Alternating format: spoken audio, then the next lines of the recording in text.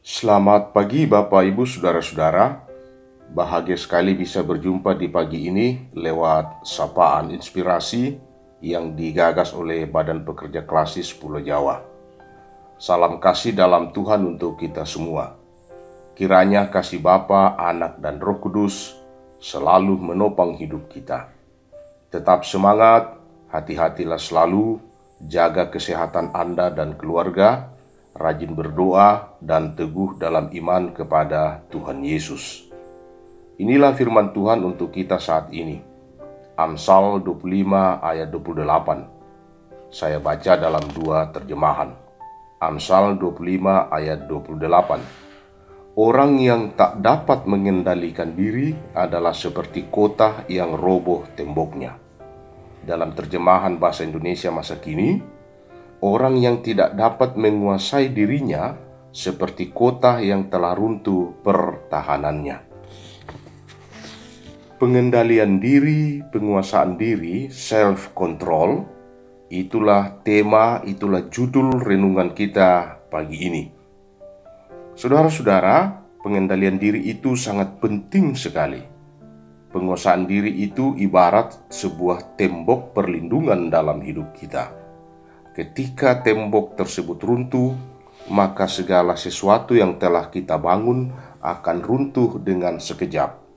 Amsal 25 ayat 28, orang yang tak dapat mengendalikan diri adalah seperti kota yang roboh temboknya. Saudara-saudara, ada sebuah kisah, ceritanya begini. Ada seorang pria pekerja keras bercita-cita ingin sekali punya sebuah mobil. Dan dari hasil kerja kerasnya itu, dia berhasil membeli sebuah mobil.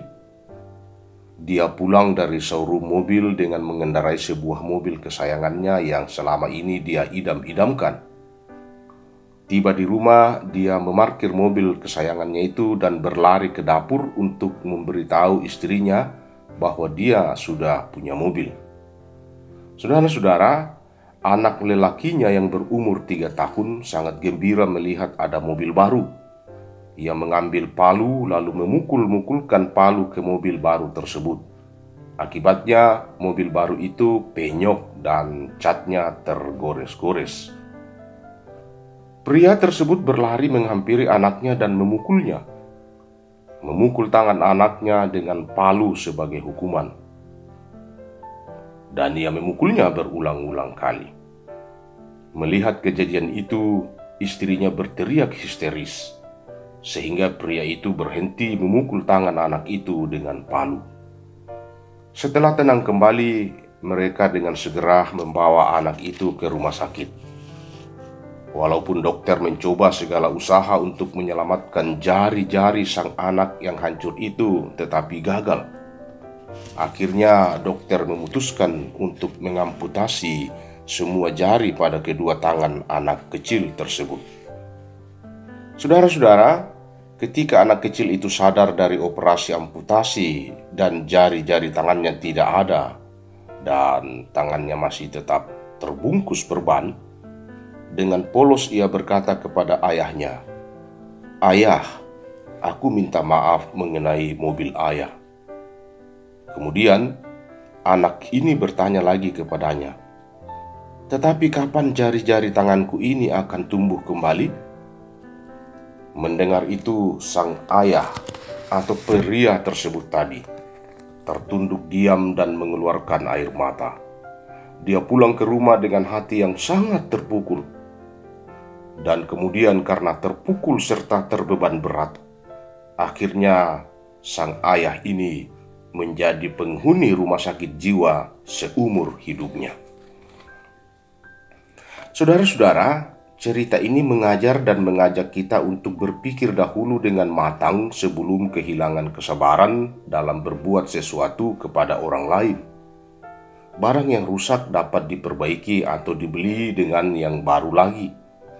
Tetapi tangan yang rusak dan hati yang terluka karena disakiti oleh kita sering kali tidak dapat diperbaiki. Tae na dipapada barang apa tukale, barang apa bisa didaka, apa batang kale tae sondana. Itulah kalimat kearifan lokal dari Tanah Toraja. Saudara-saudara, begitu juga dalam mengungkapkan kata atau berkata, pikirkanlah dahulu sebelum mengeluarkan perkataan. Apalagi kalau perkataan itu kasar, caci maki, fitnah, dan provokatif. Akibatnya buruk sekali dan dapat melukai orang. Sebab benarlah kata orang, perkataan itu lebih tajam dari sebuah pedang. Dia dapat melukai dan sekalipun sembuh, bekasnya masih ada. Juga dalam kearifan lokal Toraja mengatakan, di kemai ade itu kada namanya di patasu, saba taena bisa tahu ulepa itu dunda. Sama dengan itu saudara-saudara, di dunia medsos, bijaklah untuk menulis sesuatu atau komen di medsos. Sebab akibatnya juga buruk, bisa membuat orang terluka. Hindarkan jari-jari kita untuk menulis hal-hal yang dapat membuat orang tersakiti. Saudara-saudara, oleh sebab itu sangat penting bagi kita dalam hidup ini untuk memiliki pengendalian diri. Rasul Paulus mengingatkan kita bahwa salah satu buah roh adalah pengendalian diri atau penguasaan diri. Galatia 5 ayat 23. Buah roh penguasaan diri diterjemahkan dari kata ekrateia. Dalam bahasa Yunani sehari-hari, kata ini dipergunakan untuk mengungkapkan kebajikan seorang kaisar yang tidak pernah membiarkan kepentingan pribadinya mempengaruhi jalannya pemerintahan atas rakyatnya. Dalam hal ini, pengertian ekrateia menunjuk pada kemampuan diri untuk menguasai dan mengendalikan diri sedemikian rupa sehingga tidak membiarkan diri terbawa oleh perasaan dan tindakan yang tidak terkendali. Dengan demikian, unsur yang harus dikendalikan adalah segenap aktivitas kepribadian kita yang menyangkut akal budi, emosi atau perasaan, dan kehendak atau kemauan. Kebajikan yang seperti inilah yang akan membuat seseorang mampu mengendalikan dirinya sendiri sehingga ia dapat menunjukkan kematangan diri dan kematangan rohaninya. Apabila kita tidak dapat menguasai diri, maka kita akan jatuh ke dalam berbagai perbuatan dosa. Kita akan menjadi manusia yang kasar dan liar dalam bertindak. Oleh sebab itulah dalam 2 Timotius 4 ayat 5 kita mendengar seruan, kuasailah dirimu dalam segala hal. Juga dalam Titus 2 ayat 6 kita mendengar seruan supaya mereka menguasai diri dalam segala hal. Saudara-saudara, pengendalian diri merupakan buah roh. Jika disebut buah, maka ia tidak ada dengan sendirinya, melainkan adalah hasil dari sebuah proses dalam tumbuhan itu sendiri. Demikian juga dengan buah roh itu tidak ada dengan sendirinya dalam diri kita, tetapi merupakan hasil pertumbuhan dalam diri kita yang terus-menerus tertanam pada tanah kehidupan, yaitu firman Tuhan, firman Kristus. Karena itu saudara-saudara, kuasailah diri kita. Jangan biarkan kebodohan, emosi, amarah, dendam menguasai diri kita dalam bertindak. Ingatlah saudara-saudara, kemampuan dalam menguasai diri, mengendalikan diri, merupakan panggilan Allah bagi kita dan sekaligus merupakan tanda bahwa kehidupan kita ini berakar dan tertanam pada tanah kehidupan yang tepat, yaitu firman Allah, firman Kristus.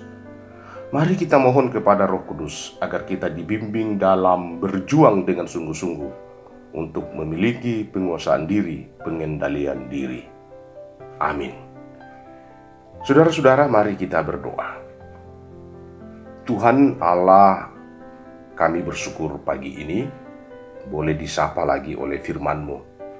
Kiranya Roh Kudus terus-menerus bekerja dan membimbing kami lewat perlindungan firman ini sehingga dari hari ke hari kami semakin dewasa, terutama menguasai diri kami, sehingga kami bertindak sesuai dengan petunjuk dan hikmat-Mu. Tolong kami untuk memberlakukan ini. Tuhan, pagi ini mengawali semua kegiatan kami, bahkan sepanjang minggu ini kami selalu berharap Tuhan menopang kami dalam berbagai kegiatan hidup ini. Kiranya kami diberi kesempatan yang selalu baik dari Tuhan. Berkati keluarga kami, berkati pekerjaan kami, berkati pelayanan kami, lebih khusus pelayanan dalam lingkup Badan Pekerja Klasis Pulau Jawa ini. Tuhan, kami berdoa kepadamu untuk saudara-saudara kami yang sakit. Kami percaya Tuhan berkuasa atas penyakit, kasihanilah mereka. Yang berduka hiburkan, yang bergumul Tuhan lepaskan mereka dari pergumulan itu sesuai dengan maksud dan rencana Tuhan sendiri. Dalam doa ini juga kami berdoa untuk konvensi pendeta yang akan dilaksanakan di Sulawesi Selatan, Makassar. Kiranya Tuhan berkati agar supaya bisa terlaksana dengan baik. Dan berkati pendeta, lebih khusus hamba-hambamu pendeta dari kelas Pulau Jawa ini, supaya ditibahkan dengan selamat jikalau berangkat ke Makassar. Demikian juga kami berdoa untuk pelaksanaan sidang klasis Pulau Jawa. Kiranya Tuhan berkati agar supaya persidangan klasis ini boleh berjalan dengan baik. Ya Allah, ya Tuhan kami berdoa untuk seluruh keberadaan hidup ini, kasihani kami. Bangsa kami, negara kami, pemerintah kami, negeri ini, supaya kami aman selalu. Tuhan, ini doa kami, ampunilah salah dosa kami. Dalam nama Tuhan Yesus kami berdoa. Amin.